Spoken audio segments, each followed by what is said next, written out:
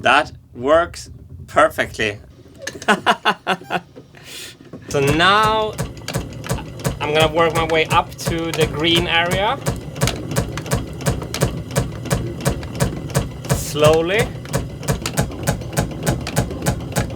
I'm managing to hold it pretty good in the green area. Yes! Why do I love this so much? If you've been following this project for 8 years, today we're not writing a new chapter, we're writing a new book. So what am I actually building here? Well, I'm building a scale 1 to 10 prototype of the Marble Machine 3 Drivetrain. My third marble machine will be Renaissance inspired and looks something like this, and the design of this drivetrain isn't brand new. I've had this idea for a long time, but I've never built it completely and fully out in the real world. So I'm building this prototype to verify that the physics of the drivetrain checks out. So in this version, I'm using double helical gears. I made them using the helical gear add-on in Fusion 360, and I printed them on my lovely Dutchie. And the double helical gears themselves are amazing. I love to work with those, but it's actually not the gears themselves that creates the magic of this drivetrain. It's how we put it all together. Magic, you say? So what is this magic you're talking about? Well, basically the problem is that a human power input is very uneven. So I want to build a mechanical drivetrain that takes my uneven input power and produces an even output power and spins a shaft at a constant RPM. That will be tight music. And my friends, I think I've solved this. I think what we're looking at here is the solution, actually. When the prototype is done, I'm going to test how well it works, but we're going to start with assembling this shaft. I'm cutting the shaft to length, and here's all the parts that goes on this first shaft. Helical gears are known to be super efficient and very silent, which is exactly what I need for the marble machine. If you use a single helical gear, you have a sideways push that you need to design for.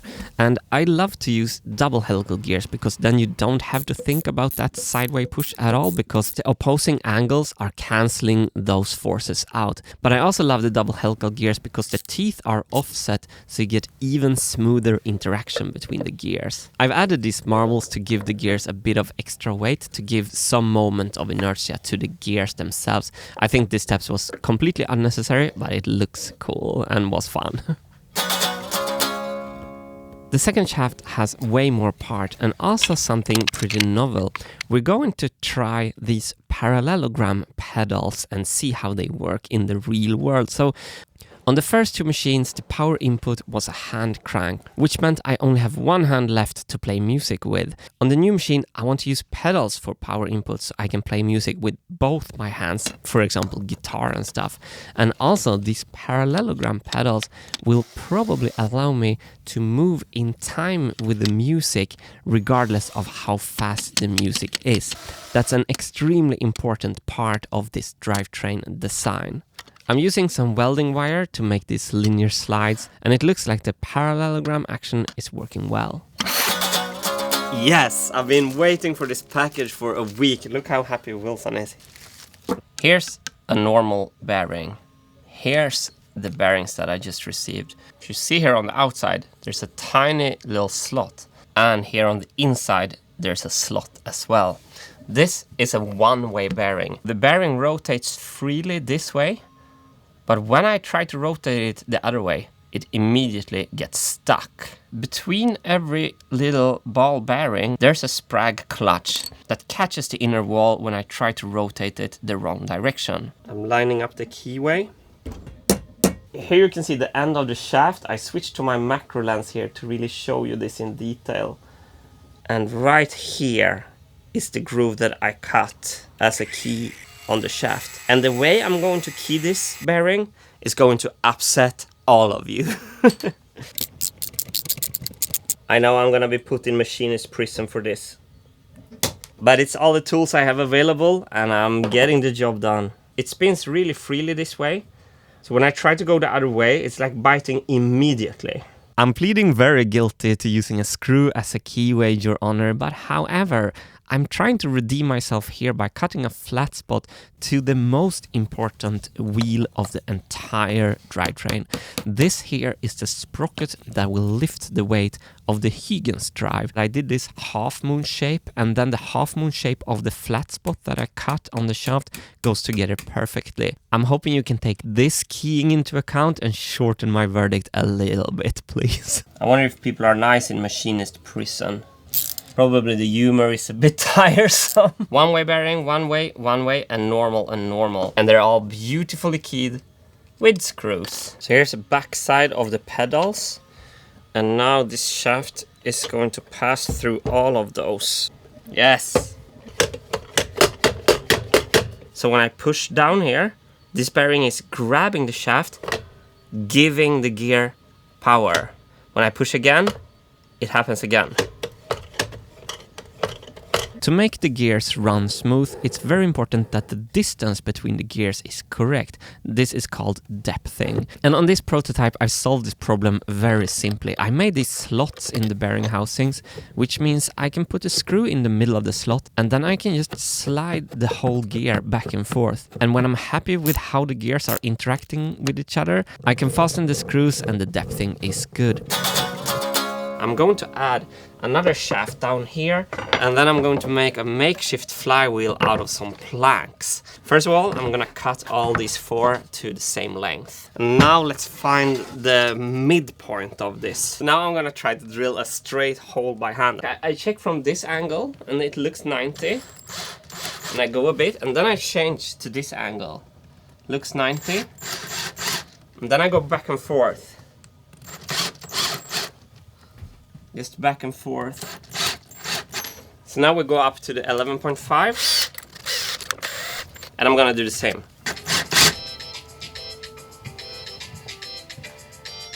Yes, I have that signal. There we go. It's fun to build. I'm not tinkering, I'm enjoying life, okay? Do you see how square it looks? Am I too good at this? Near perfection. And that's how you build a flywheel. Last step is to add a spring to the parallelogram pedals, and we can try if this works. First time trying. Yes! This was actually easier than I thought. Here's the input, and this wheel is the output. This wheel will lift the Huygens weight. It's working first time I'm trying it. So no matter how I push here, the speed of this output gear is very even, thanks to the flywheel. The flywheel takes my uneven input power and makes it more even. So right here, we're going to have the Huygens drive with a bicycle chain going straight through the table. So I need to cut a huge hole in the table with limited tools. Well, I have strange patience, like folding laundry, I'm like, oh, I'm Jesus on the cross. Cutting an impossible cut with a saw, count me in, it's fun. Ha! I love this slot. Have you ever seen a more beautiful slot? Now I'm gonna start a new shaft here. So I printed this, which is the largest 3D print I ever made, actually a 10-hour print. This is my favorite shaft so far. And now we can start to put it on. Okay, we're getting there. Now it's time to add the weight to the Huygens drive here. And from experience, I want to control the weight better this time. So I built this carrier. So this is kind of a carriage that can go up and down on these 2 guides. And in this carriage, I can place an adjustable weight. Okay, so from now on, our action is going to be below the table. Hey! So, under here there's 2 weights, a small one and then the larger one. Oh, look at that!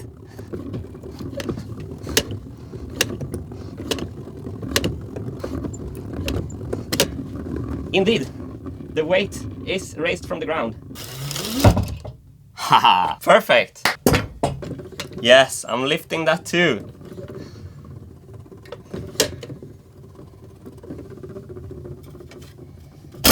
får hjälp. Jesus. Okay, I changed this flimsy 3D print to a piece of wood.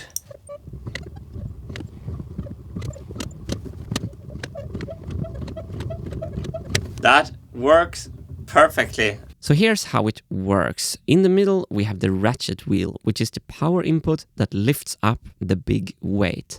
The big weight is driving the driven wheel. And here is the very important bit. Let's say the weight weighs 10 kilos. So when the ratchet wheel is still, the weight will pull the driven wheel with 5 kilo force. But as soon as we rotate the ratchet wheel and we lift the weight up, the extra force we're using to lift the left side translates to extra down pulling force on the right side. When we are actively moving the weight upwards on the left side, we are pulling harder down on the right side, giving the flywheel more power input. So, playing tight music with a Huygens chain drive is all about finding that magical balance. By rotating the ratchet at exactly the speed that will make the weight hover in mid-air, we will always input the same amount of energy into the system and the music will be tight. It's important that I keep the weight at a constant height in mid-air, and I'm gonna make a meter to show me that while operating the machine. When I'm operating the machine, I can check this lever, and as long as I'm keeping it in exact same position, the music will always be tight. Ah, look at that! What? I'm very happy about this.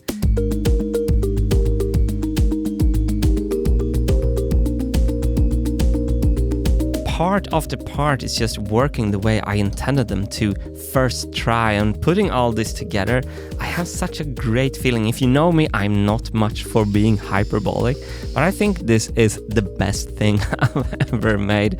I can just taste victory right here. It feels great. Now, let's see. Oh, it's going! And here's my...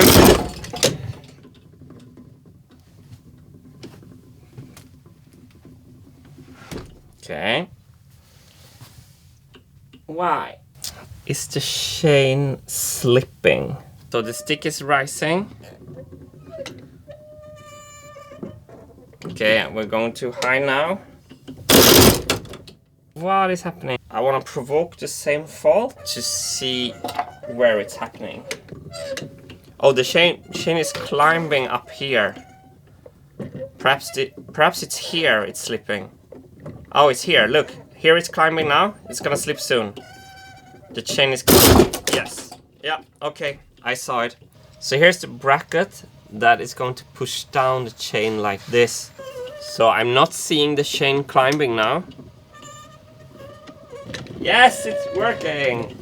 Here's the drumstick. Oh, we're going too high. So I have to have the flywheel catch up.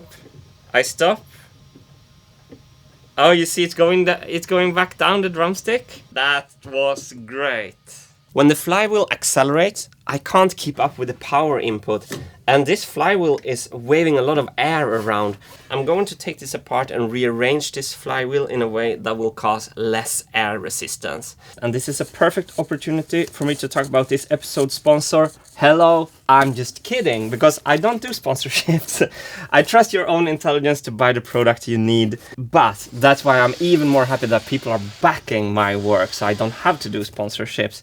So thanks to all the people in the Wintergatan community for backing Wintergatan on Patron and YouTube memberships, and Hannes is helping me upload some behind the scenes videos to the backers exclusively this year. So if you want to see spontaneous, low production value behind the scenes footage, please become a Wintergatan backer.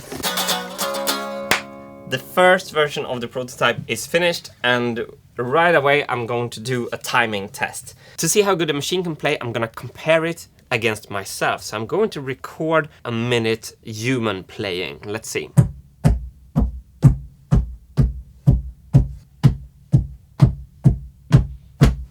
So I've set a speed here on the governor, and I'm recording the audio from the flywheel to Logic, and we'll see what happens. So I need to help the flywheel just in the beginning.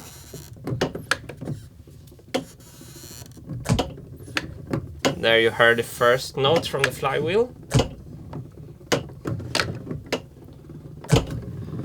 And you can see the meter here.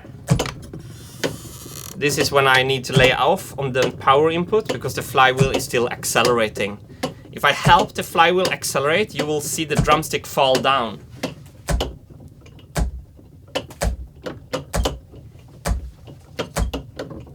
Now it started to fall down. You can hear the tempo going up.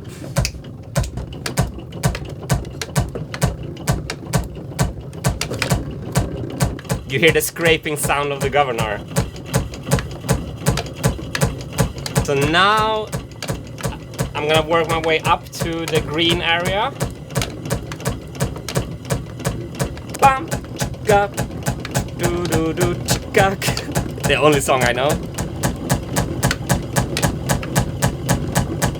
On the drivetrain we have 4 parts that all smoothens out the torque. We have the Flintstone flywheel, we have the Huygens weight, we have the governor, and we have the music flywheel.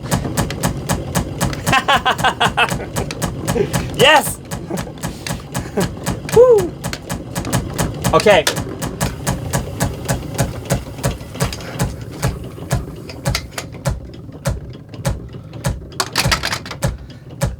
How cool isn't it with a meter? So the weight is just going down to the ground.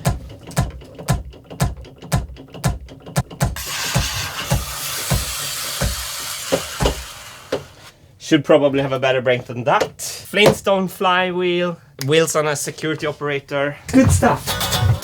Okay, this is it. I've been trying to solve this problem for 8 years.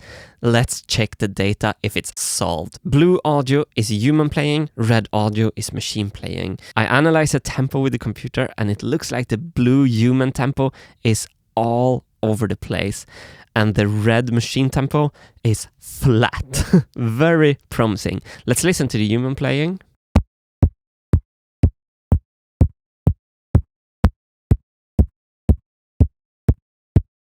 And now let's listen to the machine playing.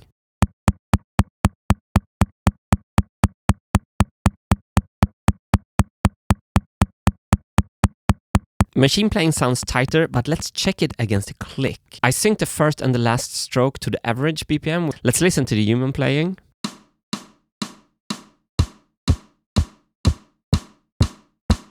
So here in the beginning, the human is playing pretty tight, but pretty soon the human playing starts to drift out of sync. In the middle of the minute, we're completely out of sync. This is not tight. So let's listen to the machine playing against a click. Here's the beginning.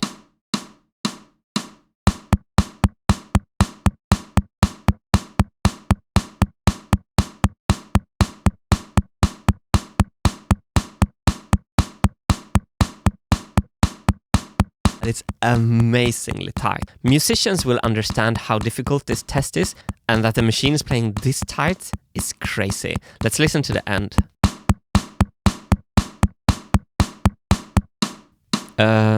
I've solved it.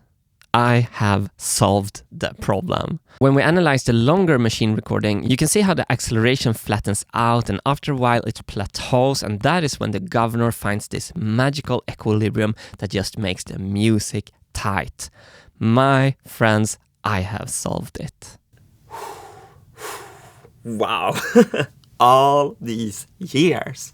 I mean, all the failures, all the fears, let's not talk about the tears, all the YouTube comments filled with sneers and smears, probably mostly cheers. I've been trying to reach the topmost tiers, but falling behind my peers. And I think at one point I onboarded 300 volunteers, which is kind of crazy when you think about it. But yeah, I kept saying, no, I have to work when my friends wanted to go for beers. And I've been trying to learn to talk the language of engineers to control these uncontrollable metal spheres.